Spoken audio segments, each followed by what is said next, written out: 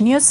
అధికారంలోకి రావడానికి కాపు సామాజిక వర్గాన్ని పావుగా వాడుకున్న చంద్రబాబు ఇప్పుడు అదే కాపుల్ని అవమానించే విధంగా వ్యవహరిస్తున్నారని ఆరోపించారు మాజీ మంత్రి ముద్రగడ పద్మనాభం.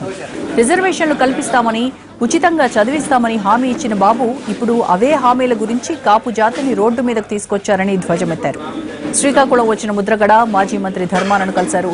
కాపు సామాజిక వర్గానికి న్యాయం జరిగే వరకు ఉద్యమం ఆగదన్నారు ముద్రగడ.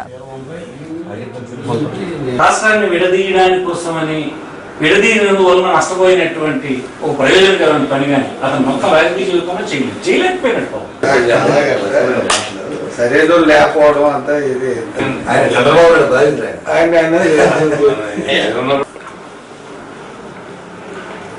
మా టీడీపీ అయితే పక్కా ద్రోహం చేసింది.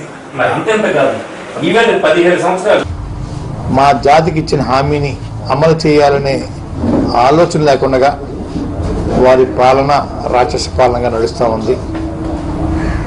విచారిస్తూ ఉన్నాం. మాకు ఇచ్చిన హామీని ఇతర కుల సోదరులందరినీ కలిసి వారి యొక్క మద్దతు ఇమ్మని అర్థిస్తూ ఉన్నాం.